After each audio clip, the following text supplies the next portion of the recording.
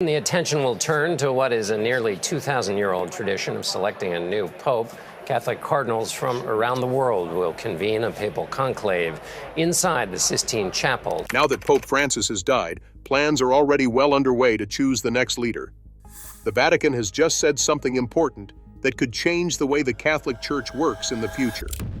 Behind closed doors at the Vatican, talks are already making the cardinals who are supposed to choose his successor tense.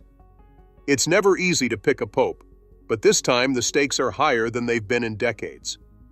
The people outside the Vatican are very different from the quiet of the Sistine Chapel inside. There aren't any people, cameras flashing, or other things to look at. There is a lot of hope in the air. As the cardinals meet, the chapel's big doors are locked from the outside with a loud thud. That sound means the start of the conclave, which is an old secret way to choose a new pope. There are about 120 cardinals inside the church. All of them are important leaders in the Catholic Church and are younger than 80 years old. They were all chosen by past popes. Now they have a clear job to do: pick the next Bishop of Rome. This person will lead the faith of more than 1.3 billion Catholics around the world. No one outside the church will know what's going on inside. The cardinals can't talk to anyone outside of the assembly because of its strict rules. There aren't any phones, TVs, or newspapers. They are not allowed to talk about what happened with anyone outside of the church. The process is purposely made so that outside influences don't affect it. There will be no politicians or public pressure during this time, so people can think and pray. In fact, though, different people's personal beliefs, goals, and ideas about the future of the church always come into play. The cardinals sleep in a simple Vatican home close by. Every day is simple and repetitive. They walk short distances to the church, go to Mass, eat simple meals, and vote up to 4 times, twice in the morning and twice in the afternoon. The speed can never slow down. Depending on how quickly everyone agrees, conclaves can last for days or even weeks. A candidate must get 2/3 of the votes in order to become pope. There is a set way that each round of choosing must be done. Each cardinal is given a vote with a candidate's name on it. They then walk to the altar and put the ballot into a special chalice. Votes are burned after each round of voting. Something is added to the fire, and if there isn't a pope yet, the smoke rising from the chimney of the Sistine Chapel is black. If a new pope has been chosen, the smoke goes white to let everyone know that a choice has been made.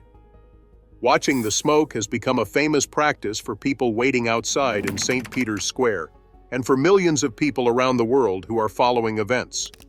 It means that history is being made when white smoke shows up. The outside world will have to wait a little longer to find out the new pope's name, though. Inside the meeting, things are not at all calm. The cardinals are under a lot of pressure because they are responsible for a lot of things. It's not just picking a leader, they're also deciding the way forward for the Catholic Church at a time when it is facing many problems both inside and outside the Church. The Church is trying to figure out what its role is in modern society, how to deal with world problems like poverty, migration, and climate change, and how to stop its membership from falling in the West. They don't all agree on how to move forward. Some people want to stick to the road that Pope Francis paved, who pushed the Church to pay more attention to social justice, dialogue with different groups, and including everyone. Others say that we should go back to a more traditional way of doing things, focusing on faith, discipline, and having a strong sense of who we are as Catholics.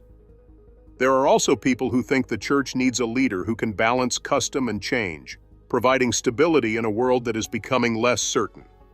In different parts of the world, objectives are different. A lot of cardinals from Asia, Africa, and Latin America want the Church to mirror the real world in the global South, where Catholicism is growing quickly. They often talk about things like poverty, war, and the need for social support. At the same time, some cardinals in Europe and North America are worried about secularism, falling church attendance, and moral arguments in modern cultures. There are a lot of different views, so voting is rarely simple. It may take more than one round to reach a strong agreement. Sometimes, alternative candidates pass the leaders. These are people who weren't seen as favorites at first, but slowly gain enough support as disagreements continue. In terms of history, the conference is both a moment of continuity and a moment of surprise. When Pope Benedict XVI quit out of the blue in 2013, many people were shocked when Archbishop of Buenos Aires, Jorge Mario Bergoglio, who later changed his name to Francis, was elected. He wasn't one of the early favorites, but many cardinals who wanted to change the church liked how humble he was and how much he cared about social problems. The same lack of reliability applies this time. Some names are being whispered, but no one outside the Sistine Chapel knows for sure who will come out in white robes. People around the world are waiting, aware that the decision will have a big effect on more than just the Catholic Church. It is never just a spiritual act that people choose the Pope. It's also a political one, even if the bishops don't mean for it to be. The Church's priorities, beliefs, and plans for the future are shown in every choice it makes.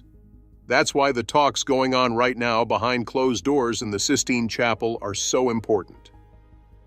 Francis was born Jorge Mario Bergoglio in Buenos Aires, Argentina. His background was different from that of most of the popes who came before him. The papacy had been run by Europeans for hundreds of years, with Italians having the office for most of that time. Bergoglio didn't follow that rule. His family was not very wealthy, and he was from the global south. His father worked for the railroads, and his mother raised their 5 kids while staying at home. He learned early on about poverty, struggle, and strength because he grew up in a working-class neighborhood. He had a hard time in his early life. He got really sick when he was 21 and lost part of a lung to a dangerous infection. The experience made him more humble and open to being hurt, which would stay with him for the rest of his life. Bergoglio studied chemistry and had many jobs before he went to the priesthood. He swept floors and worked in a lab, among other things.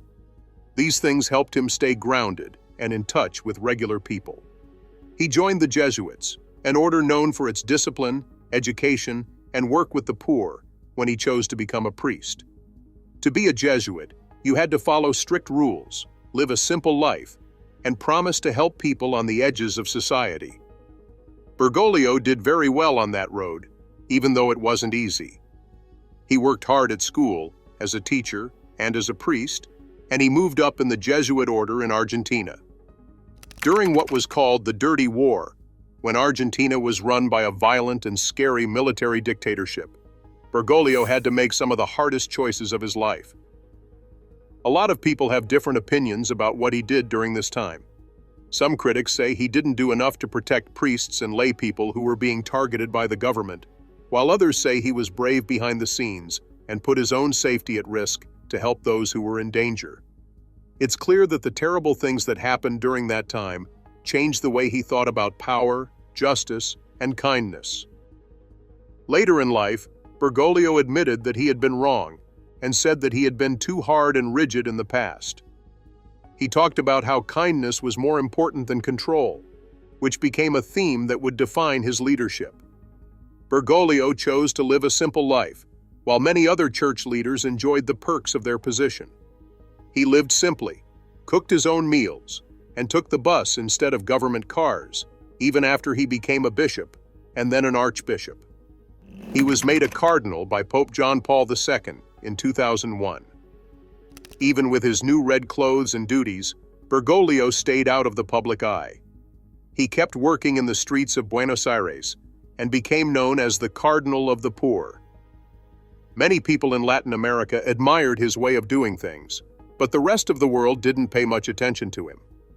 That changed a lot when Pope Benedict XVI quit in 2013. He was the first pope to quit in almost 600 years. Bergoglio was chosen to be pope at the next election. His choice of name immediately sent a message. He would be called Francis, after Saint Francis of Assisi, who was known for caring about the poor, turning away from wealth, and working for peace. From the start of his time as pope, Francis made it clear that he would be different. When he walked out onto the balcony of St. Peter's Basilica to meet everyone, he bowed to them and asked them to pray for him before blessing them, which is the opposite of what usually happens. He decided to live in a guest house instead of the fancy papal apartments. He also drove a simple car and wore simple robes. These actions weren't just symbolic, They showed a bigger idea that would guide his leadership. Francis began to push for change in the church right away. He talked about things like poverty, migration, climate change, and the need for mercy and spiritual care once more. He told bishops and priests that they should listen to their groups more and give strict orders less. When asked about gay Catholics, his famous answer of, "Who am I to judge?" set a new tone, even though official church beliefs didn't change right away. He also wanted to change the Vatican's often confusing ways of running its funds and government. New steps were taken under his direction to make things more open and accountable, but success was uneven, and there was a lot of resistance within the organization. Francis knew that scandals in the church, especially those involving clergy sexual abuse, had hurt the church's reputation a lot. Some survivors and advocates praised his attempts to talk about these problems in a more open way, but others thought that real change was moving too slowly and wasn't complete. During Francis's time as Pope, he worked to spread power around the church. He made changes to the way synodality works, which is a way for bishops, clergy, and lay people to talk to each other more. Instead of choices coming from the top down, he imagined a church where more people, especially those from parts of the world that had been ignored in the past, could have their say. But not everyone liked the way he did things. Some people, mostly conservatives in the church, said he was spreading confusion and watering down important Catholic beliefs. Some people said that his focus on social problems took away from the spiritual mission of the church. Others thought that by using kinder words to talk about some moral beliefs, he might weaken the church's identity. Even though he was criticized, Francis stayed one of the most famous and important people in the world. He spoke at the UN, the US Congress, and in historic trips to war zones, refugee camps, and communities that were on the outside. A lot of the time, his appearance made people who felt abandoned by both political and religious groups feel better. Although Francis tried to find a balance between history and renewal during his time as Pope, this became harder as the church became more divided. His work to make it easier for more people to participate, like women and regular people, led to calls for even bigger changes. On the other hand, traditionalists were worried that too much change would make the church less united. In the middle of the trouble are three big groups of cardinals. Each of them has a different idea of what the Catholic Church should be like in the future. Each of them thinks that the next pope will either make their hopes for the church's future come true or dash them. The people in the first group could be called continuers. These are the bishops who want to build on what Pope Francis has already done. They share his hope for a church that is more open, more caring, and more ready to deal with the complicated facts of modern life. They think it's very important for the church to keep working toward more inclusion and to pay close attention to the views of the poor, the disadvantaged, and the places around the world where Catholicism is still growing quickly. These bishops think that the church should continue to speak out for social justice, care for the environment, and communication with people who have felt left out for a long time. The second group is very different from the first. These bishops are worried that the church has moved too far away from its roots. They are often called traditionalists. They say that the church's character has been weakened by the focus on change and dialogue, and that its teachings have become less clear. For them, the next pope needs to bring back a stronger sense of order, strengthen traditional liturgy, and stand firm on long-held moral and doctrinal beliefs.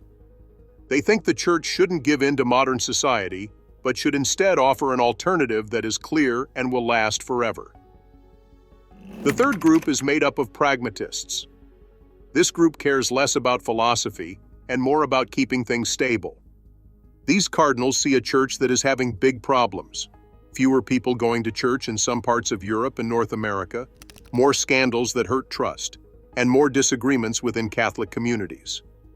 They think the church needs a leader who can bring together different groups, make sure that changes are made within the organization, and restore trust in the institution without pushing too hard in any one way. Pragmatists believe that leading skills, honesty, and the ability to get people to agree on something are more important than any one religious view. There are a lot of moving parts between these groups. As more votes are cast and counted, alliances change. Even though prayer and good judgment are meant to guide the process, political calculations will always play a part. Each side knows it's not easy to get a two-thirds majority. During long voting sessions, compromise candidates often appear. These are people who can win over more than one group, even if they aren't the first choice of any one group. Changes in the Catholic Church itself make things even more difficult. The center of Catholicism has slowly moved away from Europe over the past 100 years. Most Catholics in the world today live in Latin America, Africa, and Asia. With a lot of people and a lot of energy, countries like Brazil, Mexico, the Philippines, and Nigeria have become centers of the faith. In contrast, church participation and vocations have dropped sharply in many traditionally Catholic parts of Europe. This change is having an effect on the talks going on inside the conclave. People who are cardinals from the global south want a pope who knows what life is like outside of the usual power centers. They need a leader who has lived through poverty, political unrest, and unfair treatment of some groups. They say the church should show the variety of its members and deal with problems that affect groups that aren't always given attention. But some bishops in Europe and North America are also wary. They are afraid that fast change will cause chaos and fights. They say that the church needs to stick to its practices if it wants to stay a strong moral compass in a world that is becoming less religious. For them, the fear is not that the church will lose its purpose because it won't change, but that it will lose its character because it changes too much. This leads to a conclave that is tense and unclear. The cardinals know that when they choose a pope, they are not just picking a man. They are telling the world what kind of church they think will be needed in the future. Every whispered name and every vote counts for a different goal. Some possibilities are well known. The names of a few cardinals have been talked about for years. But there are also quieter figures, like men who have spent their whole lives working in rural areas or running small dioceses, and are now being looked at because of their reputation for being wise, caring, or good at leading. It is even sometimes talked about choosing someone who is not currently a cardinal. Legally, it's possible, but it doesn't happen very often. Still, some people think that an unexpected choice might be just what the church needs to move forward, given the strange situation and the deep divides. The person who comes out of the conclave will take over a church that is having a lot of difficult problems. Some parts of the world are getting more members, while other parts are losing them. There are still scandals happening, which makes people less likely to trust. The places where the church works are changing because of changes in politics and culture. There are different parts of the church that are very traditional and more modern. The next pope will have to find a way to talk to both groups while staying true to the gospel message. There isn't a clear agreement among the cardinals, which is part of what makes this time so important. Some trends were easier to see coming in earlier conclaves. This time, there are bigger differences. More is at stake, and the result is much less certain. The ballots are being carefully counted. There is tension in every move. Some bishops sit straight, others lean back in their chairs with their arms crossed, and some bow their heads in prayer with their eyes open, as if they were watching everything. It's quiet in the room except for the soft sounds of paper being used and recorded. Then it happens all of a sudden. A name goes over the important line. One man has won 2/3 of the votes. The choice has been made. The chosen cardinal is asked the standard question, "Do you accept your election as Supreme Pontiff?" He answers with a nod. Then he is asked what name he wants to take, which will affect how people see him right away as Pope. For some names, strength and history come to mind, while for others, renewal and peace do. The world will know something important about him, no matter what name he picks. The new Pope is taken to the Room of Tears, a small room next to the Sistine Chapel, before he goes out in public. It's called that because a lot of new popes have been moved to tears by how big what they just accepted is. There are 3 sets of different-sized white pope robes waiting for him in the room. No matter how tall the man is, one will fit. He quietly gets dressed with help from people from the Vatican and takes a moment to calm down before going on the world stage. Along the edges of St. Peter's Square, people are crammed together to watch the chimney. The thin pipe is being watched by cameras from all over the world, ready for the first sign. After that, it comes. There is white smoke in the sky. The church bells of St. Peter's start to ring. There are cheers, tears, and applause from everyone in the room. The whole world knows that a new pope has been picked, but they don't know who it is yet. The new pope is getting ready to leave the building and walk out onto the balcony that looks out over the square. The weight of history is on his shoulders because of what he does. Do not think of this as just a heavenly moment. It has to do with politics, culture, and even the whole world. In this new world, the Catholic Church is not just an institution in Europe.